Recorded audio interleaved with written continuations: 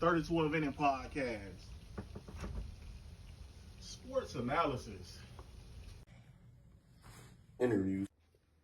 Entertainment reviews. And everything in between.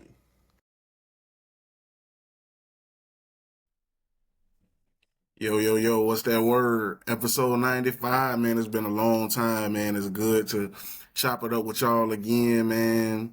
32 Inning Podcast. We about to knock it out the park, man. It's good to see y'all again, but y'all know how we do it. We're going to jump right into it with the Reddit warm-up tonight. So we're going to do an AITA. Y'all Redditors, y'all know what that means. So AITAH, for not letting my girlfriend change her cuddling habits with others and breaking up with her. Confusing title, but I didn't want to put too much on it. Okay, so I've been with my girlfriend for some months now. The other day, I noticed she was cuddling with a female friend, which I had no issue with. I thought it was a bit weird, to be honest. I wouldn't cuddle with anyone besides my girlfriend. However, I did talk to her about this, and if she does it with others, she did say she does it every now and then with some male friends. I'll be honest, I feel like this was harsh, but I told her that's a deal breaker for me and broke up with her on the spot. Damn. Now, some backstory. My girlfriend is pretty independent, let's say. Some boundaries she's made clear is that I do not get to tell her what to do, and I quote, if I feel the need to, I might as well break up with her. At first, this wasn't an issue, and maybe it was a red flag. I don't know. I thought it was reasonable at the time. By the way, this wasn't my only justification.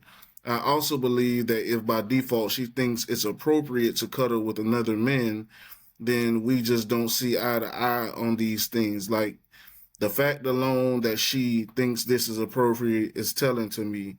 Back to the breakup. I don't think she expected this, and she asked to talk about it. I told her there wasn't much to talk about and reminded her of the rule she told me. I told her this makes me extremely unfortunate, but I'm not going to tell her what to do. She told me she can compromise on this and that she could stop. I told her I don't want this kind of dynamic. My now ex told me I'm not letting her make it right. So for sure, I don't think anybody would really be comfortable with that. I mean, most guys, they'll probably be cool with that first half like you was, as far as her hugging the homegirls like that, but hugging brothers like that, hugging the homies like that, the bros, like, that's crazy. I don't think most guys would be cool with that. There's no telling if she been hugging on the fellas, what else could have been going on. So honestly, you was a strong dude for doing, in my opinion, the right thing, the only thing at this point, you know what I'm saying? So, I like the fact that you respected yourself and, keep going forward, bro, because there's plenty of people out there that ain't going to be hugging all up and cuddling on other people, for sure. Now, let's get into the podcast, man. Well, before we get there, y'all let us know y'all thoughts in the comments below. How y'all feel about the situation? Am I tripping? Is he tripping? Should they still try to work it out? And is everybody relationship a thing for them to maneuver on their own terms? Now let's get into the podcast. The first topic we're going to talk about is a little bit of breaking news. That's Micah Parsons officially today, August 1st, requested a trade from the Dallas Cowboys. Now, we know Micah Parsons is one of the best football players, pound for pound, in the entire NFL. I'd actually put him at top 10 in the NFL, but especially at his position, I believe he's the best player at his position. Some people might argue T.J. Watt and a couple other players, Zach Bond for the Eagles, but I got Mike Parsons. He's been dominant since he stepped on the football field. It is not a surprise. They haven't been willing to pay him the money that he wants. They've been trying to circumvent his agent, the person he's paid to negotiate for him, and negotiate with him directly. At this point, we see Myles Garrett just got a huge contract. T.J. Watt just upped that, becoming the most rewarded player outside of quarterbacks in NFL history. Everybody getting paid this offseason. So for a guy that's that high level in the league, just pay the man his money. We see Trey Hendrickson just kind of had to go back to the Cincinnati Bengals for the same reason, because they're not paying him his money. He led the leagues in sacks and I think tackles for loss last year. So those edge guys are $100 million men. Pay them their money so you can go for it. Dallas, y'all not winning the Super Bowl, but your damn show got much better of an opportunity to try to make some shake if you got a player like Micah Parsons, and he's still young. So look at the trade for Khalil Mack some years back. They end up giving up 2 firsts, I believe a third, and a couple more draft picks for Khalil Mack when he went to the Chicago Bears. Now, could they get a haul like that? Honestly, I think they get more because Micah Parsons is 2 years younger than Khalil Mack was at that time. And arguably they was on the same playing field. Maybe Khalil Mack was a little bit more ahead, but it's very close. They're both generational talents. But what would y'all give up for Micah Parsons? And should Dallas trade him? Cowboys fans, I know y'all rowdy. I know y'all not happy about this. I saw CeeDee Lamb, tweet his frustrations about it immediately afterwards. So fans, get in the comment. Let me know how y'all feel about Micah Parsons requesting the trade, everything he had to say on it, and where should the Cowboys go from here. Next, we're going to get on Terry McLaurin. I put out a video. Y'all go check that out on 3012 Any Podcast. I put out a video about Terry McLaurin and where he go, because he put out a trade request as well. He led the charge in this damn thing. And the 3 teams I picked was the New York Giants, the Jacksonville Jaguars, and who I think should be the #1 team on this trade list, the Buffalo Bills. That'll be a huge difference. The Buffalo, a team obviously been in win now mode, but Josh Allen took a major step last year, breaking through and winning the MVP. And Buffalo was tough out in the playoffs, but I think obviously a talent like Terry McLaurin, a all-pro, he'll just be the final solidifying piece to that offense, along with Khalil Shakur, Keon Coleman, go knows. We got to see if James Cook, if that situation gets resolved, but they got a strong offensive line and obviously one of the best quarterbacks in the league. So let me know where y'all think Terry McLaurin should go. Go watch the other video on 3012 Innings Podcast, and let's chop it up. Have a conversation about it there for sure. Our next topic we're going to talk about is Shannon Sharpe. Shannon Sharpe ended up getting fired from ESPN over that essay case that he caught with his his little thing, you know what I'm saying, with his woman or whatever.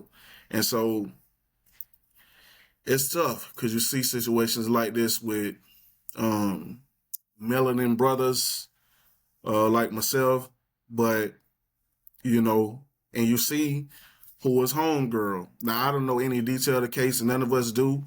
Of course, we know Shannon got caught up in that Michelle, like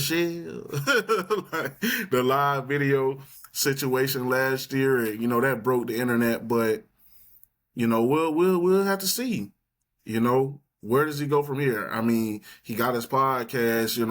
They said the ESPN deal was going to be north of $100 million. I think it was going to compete with Pat McAfee to be like in that big 3 for ESPN. I think it would have been Shannon, Stephen A., and Pat McAfee, but obviously that's not going to come to fruition. And I don't think that he's going to go back to Fox with some of the things that have come out on both sides, especially on Fox when they had their big scandal earlier this year with what they were saying about Joy Taylor and Emmanuel Acho. And speaking of them, their show got canceled too. So it looks like the companies are doing a little bit of a cleaning house and things of that nature, because we know they parrot a family-friendly atmosphere. And, when it happened, I thought Shannon was going to have a chance to come back. But when he settled,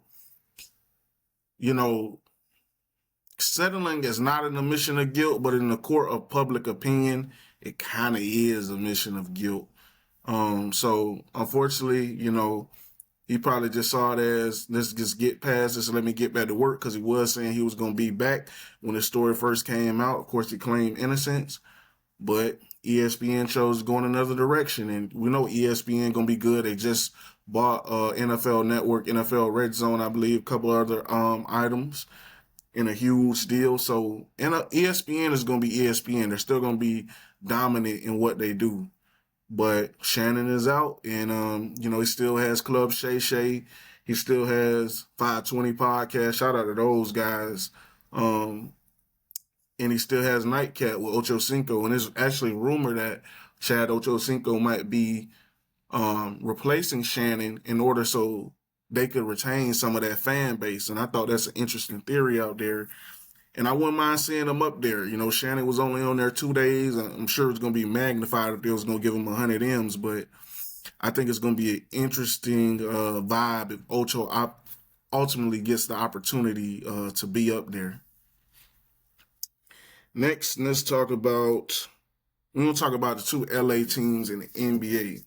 Are the Clippers, first let's talk about the Clippers. Are the Clippers NBA title contenders with the moves they made this year? So the Clippers ended up picking up John Collins, Bradley Beal, Chris Paul in his farewell tour.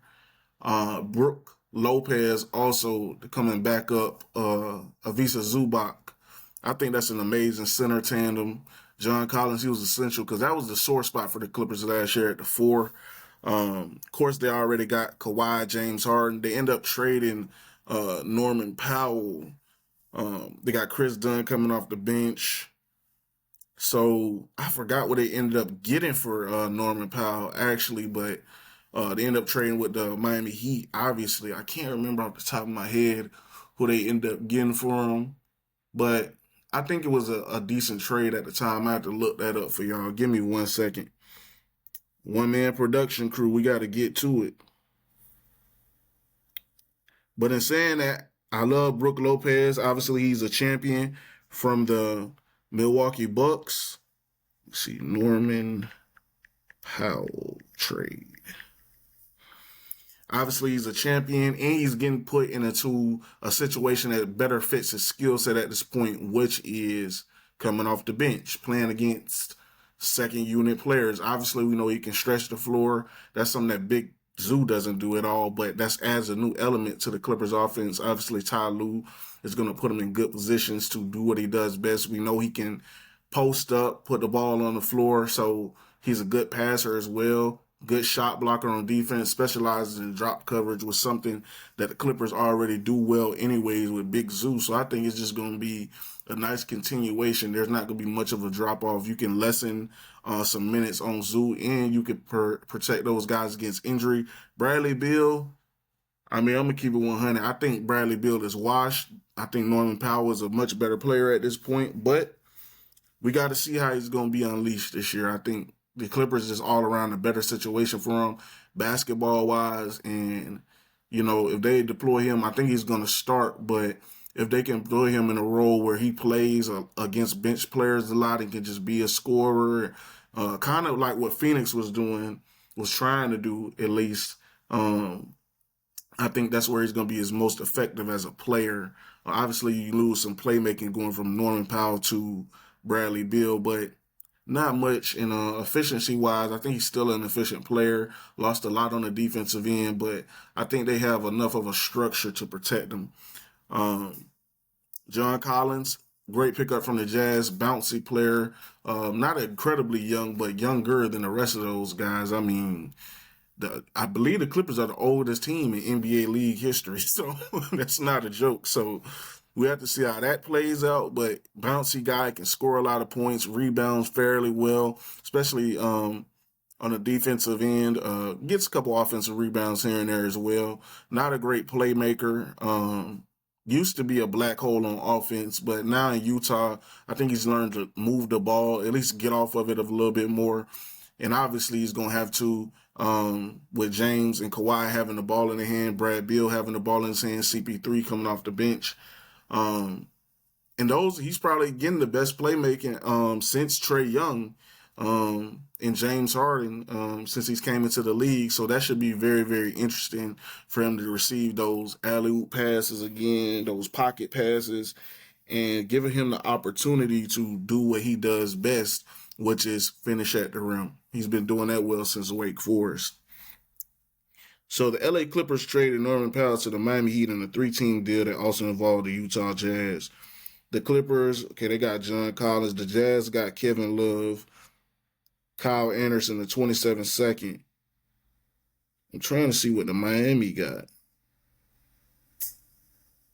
Miami, no, Kevin Love. Miami didn't get nothing back. Yeah, Miami seemingly didn't get nothing back. So we have to see. Maybe it was just the salary dumps of Kyle Anderson and Kevin Love. They just really wanted to get Norman Powell back, which makes sense. He was an all-star caliber player last year. Now, does that make them a title contender, though? Y'all let me know in the comments below. Do y'all think the Clippers have it enough to win a title? I think their guys are too old. You're playing against dominant teams like OKC. I think Houston's going to be a title contender next year. The Cavs, all these teams have young pieces. They getting up and down the floor with pace. And the Clippers, they just got to pray that injuries don't come about. You know, how will CP3's farewell tour? I don't think it's be a distraction, but could it possibly be a distraction? We don't know. You know, I'm certainly going to be rooting for him because CP3 is a Hall of Fame top 10 point guard in NBA history. So we got to see how that goes. And shout out to CP3. It's been a great career. I'm going to be watching. I'm sure a lot of your fan base is going to be watching. Coming off that bench, obviously you're going to have Nick Batum. Chris Dunn gets moved back to a bench role. We're going to have to see, man. I think they're going to be one of the better teams in the West. Obviously they had a great series with the Nuggets last year. I actually picked the Clippers to win that series. I think the Nuggets end up winning in 7, and the Nuggets end up taking the eventual champions to 7. OKC had a couple of game series, didn't it? But we have to see how they play out. Now the other LA team, or the big brother LA team, if we're keeping it real, the Lakers. I'm a huge LeBron fan, so I'm rocking with the Lakers, so I got to watch them closely. Couple moves they made, obviously picking up DeAndre Ayton, former 2018 #1 overall pick, got bought out by the Portland Trail Blazers. Obviously, there were rumors of attitude problems and effort problems and all this type of stuff. He gets a chance to rectify his reputation in the league with the brightest franchise in the league, the Los Angeles Lakers. Obviously, the Lakers needed a big man. They were ridiculous in the playoffs without one, asking 40-year-old Bron to guard the other team's centers and be their top defender was a ridiculous act, but they did it. And so now we hear DeAndre Ayton, to me, is an automatic double-double, 14-10 guy, 14-11, 16-11 type player. He's going to be getting passes from Luka Doncic, LeBron James, Austin Reeves, that big three. I don't think he's going to supplant any of those guys in the big three, and I think Rui Hachimura should join them in the starting lineup to have, in my opinion, a dominant starting five on both ends of the court. You can switch. DeAndre Jordan, he can move his feet really well, but he's not, I would say, the greatest interior defender. But he's a big, strong, burly guy. Obviously had the talent and pedigree to go #1 overall in the draft that featured Luka Doncic, Trae Young. A strong draft overall, obviously. And so he's getting a running mate. Him and Luka share an agent. We know Luka, if you've seen the reports, he's in the best shape of his life. I'm telling you, he went from looking like me to now that boy skinny. Like, Luka needs to drop the knowledge on the diet plan for real, for real. It might be that Charles Barkley thing where he said, if the food tastes good, spit it out or don't eat it.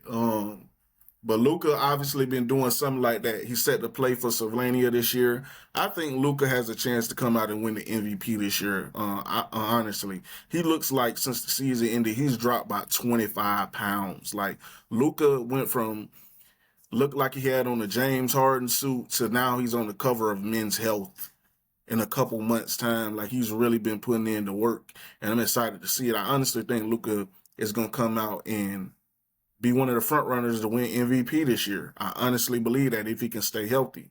Austin Reeves, he turned down the extension. That was interesting. We got to see what comes of that. LeBron, he been doing some Bron things. A couple days ago, took a picture working out, had the Clippers logo in the background. Before that, He was spotted in the picture at the Cleveland Cavaliers facility. So, LeBron's made it clear he wants to compete for a championship. And so I don't think LeBron going anywhere with Bronny there in Los Angeles. Obviously, he wants to play with his son. And I think LeBron is going to end up staying until Bryce comes to the NBA and get a chance to play with both his sons, with or against both his sons. And I think the Lakers, there's been reports that regardless, this is going to be their last year with LeBron. But we got to see, man. You don't want to give up them ticket sales and all the jersey sales and all that comes with having LeBron being the best player of all time, being the face of the league. You don't want to get it up. We'll have to see what comes of that. But obviously, we already touched on they're going to have Vando coming off the bench. A huge pickup was Marcus Smart. I think that was an incredible pickup. I don't think he's the player that he once was, obviously, but he's still a versatile defender. I don't think you want him defending ones anymore. I think he goes from defending twos and ones to maybe twos and threes and plays a little bit more on the wing. But I do think occasionally he can stick him on the one. I think you can still put him on tough defender perimeter assignments, and he can hold his own. Obviously, he can hit a three every once in a while. He's hit some clutch shots in his career. Obviously, he's coming from great systems, being a Boston Celtics, a former Defensive Player of the Year. Again, I don't think he's the player he once was, but he's still one of the top. He's in that upper echelon of defensive players in the NBA pound for pound. That was a solid pickup for the Lakers. Jake Latvia, probably saying his name wrong, but, he looks like a skilled player. I don't know much information about him. He played for the Sacramento Kings, got a little bit of burn there, but this is much like an opportunity for him. The Lakers were his first call. Rob Pelinka got on the phone with him. The Lakers have a great scouting department. That's undeniable, one of the best in the league. So I'm going to put my trust in him. I'm going to see what he can do out on the wing, especially if LeBron has to miss some games this year. Bronny, I'm about to call him LeBronny. Bronny has blown up at Summer League. I've been very impressed with his growth and his mentality about being on the defensive end and playmaking on offense. I think he's going to have to, at a ceiling, be a player like Davion Mitchell, like Chris Dunn, those types of players. And that's how he's going to earn his minutes in the NBA. He's admitted as such. So I'm excited to see where Bronny goes from here. And I'm excited to see what he does in his second year, what type of minutes he gets. Obviously, they got Gabe Vincent. They got a couple pieces coming off that bench. I still think there's more moves to be made. They'll need to make moves as far as roster spots. But I'm excited to see what the Lakers do this year. Are they a title contender? I think with Luka's improved conditioning, they have the ability to be, and I think they would have been a tough out for OKC or anybody this year. So I'm going to put them there, even though I wouldn't probably put them top three in the West, just because Houston, man, and a couple other teams. But we'll see how it plays out, man. I think both of them obviously have got better, the LA teams. Y'all Lakers fans, let me know. And other fans, let me know, am I tripping? Am I seeing too much in the Lakers? Is it the fandom? Or do y'all see the same thing I do? Or y'all see more than I do? Is there something that I'm missing? Y'all let me know in the comments below. Moving on, we're going to talk about, is Cam Thomas or Johnathan Kuminga worth $30 million a year? Reportedly, that's what they requested. That's what they believe they're worth, so let's holler about it. First, we'll talk about Cam Thomas. Cam Thomas, scorer for the Brooklyn Nets, scorer extraordinaire for the Brooklyn Nets. He sees himself as a superstar, as the guy, as the leading commando, and he feels like he should be compensated for it. Now, while I respect that and I understand where he's coming from, he's getting stats on a pretty sorry team. Brooklyn is clearly tanking. They don't feel like they have that guy on their roster.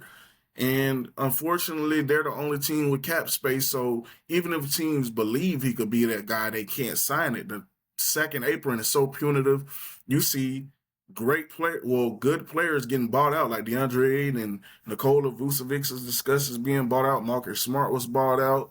Man, there's a lot of veterans that's getting put out on that market because teams don't want to face that second apron. And it makes sense. It makes it nearly impossible to build a competitive team. And so Cam Thomas, unfortunately, the only team that's able to get him close to the demands, and what they've been offering him the last time reports I seen was 2 years, 28 million. That's 14 million a year. So they're about 16 million per year off of what the man wants. That's tough. That's a huge gap because he wants over double of what you're asking on a per year basis. Would I give him 30 million? No, I wouldn't give him 30 million. I don't think Brooklyn should. I think they should give him something reasonable, or they should put it towards a situation like you give him a contract that makes it easy to trade him, and then you get the value for it because you're building for the future. He's a young player, and maybe he can fit towards the future, but a lot of teams view him as a bench player trying to get superstar money, or at least all-star caliber money. So give him a contract, maybe anywhere from 3 to 4 years, make him a tradable asset, get what you can get from, get more assets in the future because you're building for the future, man. You know what I'm saying? You're trying to get AJ DeBosta, the point guard, I believe his name is Derek, one of the Boozer twins. Like, you trying to go and over the next couple of years build that team from the ground up. You still don't feel like you have your centerpiece. And honestly, I don't think you do either. Got rid of Cam Thomas, not got rid of, you got some assets back, but, you traded Cam Thomas, got Michael Porter Jr., you got to see if he's going to fit in the future. He's had some injuries, but I think he has an opportunity to flourish there as a scorer. Maybe, see what him and Cam Thomas can do, and at the trade deadline, you come back to the table and say, do we want to continue this direction and then add a centerpiece around these other great options around him? Or, you go to the other end and get more assets. Maybe that's why you got Michael Porter Jr., because you wanted the assets that he can potentially bring. With a great season, obviously, he's going to have a chance to have the ball in his hand. He could score more than he ever has before. So he might be a great trade asset to a contending team. We have to see. Brooklyn, I like the way they're moving after years of disaster, but obviously they have to hit on these moves. Next up, we're going to talk about Johnathan Kuminga for the Golden State Warriors. Johnathan Kuminga, one of the most athletic players in the league, averaged about 14 to 16 points in only 24 minutes a game. So there's a lot there on the bone that can be developed. Been budding with Steve Kerr for extended years now. It seems like he actually has come out and said that he believed that the Golden State Warriors is stalling and holding up his career. So it really don't seem like that boy want to be back there. There's been reports the Warriors trying to get him signed in order to trade him by the trade deadline. I heard the last offer for about $90 million, but he feels like he's a 5-year, $125 million player. The latest reports are the Kings offered a protected 2030 first-round pick and Malik Monk, along with, I believe, a second-round pick for Johnathan Kuminga. But the Warriors feel like, hey, y'all got to remove the protections or we just not budging. I don't think they should do that, and now we at a stalemate. I feel like he's a prime player for somebody to come in and make a good trade for. I believe he has the athletic potential to, be one of the dominant players at, in my opinion, the most, how I put this, it's the most valued position in the league. Athletic, talented wings with scoring potential and are great on the defensive end. You see the New York Knicks stockpiled up on them, and they went to the conference finals with Mikal Bridges, OG Anunoby. I think he has the potential to be like one of those two players, like OG Anunoby especially. You can see the tools there. But what are you going to be willing to put forward to get him? I say I put a first-round pick for him. Trades that I think would work out for him, teams, San Antonio Spurs, that he'd be a great fit there. Hey, the Lakers, if you're playing for life on the wing without LeBron, I don't want you to give a first-round pick, but if you have to, go get him. He's a good scorer. I think he has the opportunity to be a great defender. He played well for stretches last year in the playoffs when Steph Curry was obviously got hurt in the playoffs. He stepped up and he played well. Obviously, didn't have enough because even though he can score, Steph can score, we all know Steph's one of the best players of all time. He provides a different level of gravity for those other players. And Johnathan kind of needs the ball. We know Luka's going to have the ball, but, Johnathan, Luka, AR, Ayton in the future, man, that's a nice tandem going forward. Bronny, that's a nice, triumvirate in a collection of talent, young talent, that you could still mold into great players, especially with Johnathan Kuminga having so much untapped potential going forward. It's not just the Lakers, it's a bunch of other teams. Honestly, I think any team would benefit from Johnathan Kuminga. I think he has that type of potential. Will he ever be a max level player? I think with everybody getting paid, I think he has a chance to be a max level player in the future. I think he has minimum a ceiling of an all-star, to be honest with you. I think he has a chance to be better than one of his predecessors, and that was Andrew Wiggins. And we'll have to see because, I'm a Minnesota fan, and I've been liking Andrew Wiggins this whole career. So that means a lot coming from me, but I think he has a chance to really flourish in a different situation. Maybe even the Washington Wizards. Maybe the Brooklyn Nets. We'll have to see, man. But Johnathan Kuminga, I think he's a huge opportunity for the rest of the clubs around the league to take a chance on a youngster with so much athleticism and untapped potential and skill to get out there and play. So we'll have to see. Tell me what y'all think in the comments below. Is the Warriors tripping on Johnathan Kuminga? Is they doing right by him? Is they, is they going to have a bridge after the veterans retire? Draymond, Jimmy Butler, Stephen Curry. Is he essential? He's essential piece for what they're trying to do. It seems like even these talks are holding up the Al Horford talks, which we know that the Warriors won't. So we have to see how that plays out and go forward from there. But y'all let me know. Finally, let's talk about the NFL Hall of Fame class. So give me 1 second. We had Antonio Gates coming up first. Antonio Gates is a player, a crazy stat I saw about him. He's the only player that's never played a lick of college football, but has made it to the Hall of Fame. Antonio Gates, him and Tony Gonzalez, Rob Gronkowski, those types of guys were the guys when I was a kid coming up watching NFL. Antonio Gates was an incredible tight end. I understand he was the best tight end in the league for a number of those years. Myself, he was one of my favorite players in the league when he played in his prime for the Chargers, the San Diego Chargers at that point. Him and LT, Phillip Rivers, was such an explosive and exciting offense to watch. They were truly unstoppable.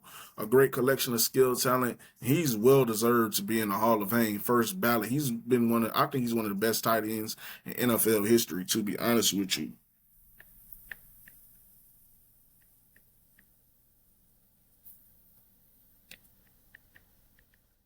We're looking up the rest of the Hall of Fame class. I know Sterling Sharpe got in. Unfortunately, with the Shannon Sharpe news, it provides a little bit of a cloud.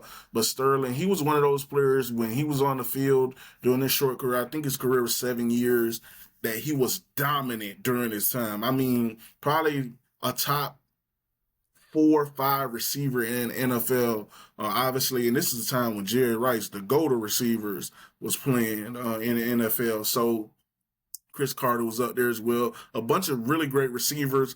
He stood amongst the best of the best. Obviously, a scary injury derailed and obviously ended his career.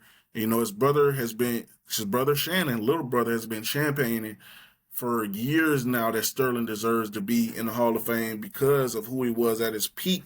But it's taken this long, and he's finally got in. It's a tough conversation because he only had a 7-year career, but I think it's going to be a lot like the D Rose conversation. D Rose has had a long career, double-digit year career. I think 12 years D Rose just retired. Shout out D Rose in retirement. But D Rose with an MVP, he was dominating his time on the court. Not the whole time. I mean, after that first knee injury, he wasn't the same player. Frankly, he came back. He was still good. He was still a version of Derrick Rose, even when he was still on the Bulls, but he wasn't the same player. He had definitely lost some athleticism, but he was still an all-star caliber. He was still an all-star caliber player.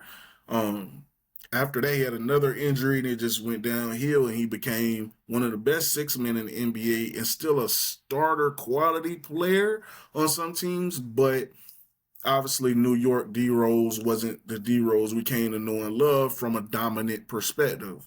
Now, Sterling Sharpe, he never won. Of course, there's no like MVP for a receiver, but he was a top, 4 or 5 receiver, maybe top 2 receiver, not one in the NFL during his time. So he was amongst obviously the top of the top of players in the world at his position. So it's damn near like winning an MVP in a sense, but man, I had to really go like research like all his stats and stuff like that. He was dominant, though, was a great weapon for Brent Favre and the guys and the quarterback before Brent Favre as well. I think he deserves to be in the Hall of Fame. It's a tough argument, though. I can see the other side where people can say his career was just too short, brother. It was too short. And we'll have to see how it plays out. But, well, we don't, because he's a Hall of Famer. The Hall of Famer, Sterling Sharpe. But y'all let me know if you could see two sides of the fence, or if there's people with similar cases that haven't got. Do you think they'll have the opportunity to get in the Hall of Fame, especially if they didn't have a famous brother who wasn't in the Hall of Fame himself championing for him? Y'all let me know. I think it's an interesting conversation. We got Eric Allen at cornerback. I'm gonna be honest, he's before my time. I don't know about him at all. I ain't gonna lie to you. I'm gonna be honest, but I saw he plays for the Raiders. Raiders fans, let me know. How do y'all feel about his career? And is he finally celebrated in the way he should have? The Hall of Famer Eric Allen. The last person was Jared Allen. At one point, this guy was my favorite player in the entire NFL. Loved him when he played for Vikings. Vikings is like my second team. I'm a New York Jets fan, but the Vikings have always been my second team. Obviously, I liked them since Adrian Peterson was a rookie, and I used to follow those teams. It should be neck and neck with the Jets and Vikings for me. It's still, the Jets are ahead now, but the Vikings, I still keep up with them, and I like what they've done this offseason, and I think they got a chance to make some noise in the playoffs. But Jared Allen, great defensive end. He used to be my favorite player in the NFL. I liked him when he was with the Kansas City Chiefs as well. Double-digit sack years. I think one year he might have led the league in sacks with, I want to say over 20. I think he tied for the all-time record. I think he tied with Michael Strahan for 22 and a half. Y'all correct me if I'm wrong, but I believe he tied for the all-time single-season sack record. Jared Allen was a beast out there. He was great at stopping the run, the edge setter. You had to put 2 guys on him. Great with speed, power, hand leverage. He looked like the guy was built in a lab, man. Hair flowing, man, mustachio, the quintessential dominant defensive end football player, first ballot Hall of Famer. Go watch his highlight. Jared Allen was a beast. He was a man amongst men. He was a Goliath amongst men. Jared Allen was a true beast, man. My opinion, he was the best player of this class to go in the Hall of Fame. I'm pretty sure a lot of people say Antonio Gates. I love both of them. And it just shows, man, I'm getting old, I'm now, you know what I'm saying? I'm a young millennial, but it's like people that I watch play. They were in the middle towards the back end of their primes when I came around football, but now they're going in a Hall of Fame. And, you got to wait 5 years after retirement to go into the Hall of Fame. So we all getting old, man, fan base here at 32 Minute Podcast. Y'all let me know if y'all thought there were any Hall of Fame snubs or who y'all can't wait to see in the Hall of Fame. Tell me about your enjoyment of these Hall of Fame players, and let's talk and cherish about their careers, man. It's good being back with y'all, man. Comment on the other subjects. Episode 95 has been great, man. I enjoyed getting back in the lab, and I'm going to be back in the lab even more frequently. We all going through some things. What G Herbo said, every day some news. You know what I'm saying? So it's good hollering at y'all, talking to y'all. And it's been 32 Inning Podcast, man. Y'all comment below, subscribe to the podcast. Let's lock in together, man, and do our thing, man. God bless. It was good hollering at y'all. It's your boy Brodrick, for sure.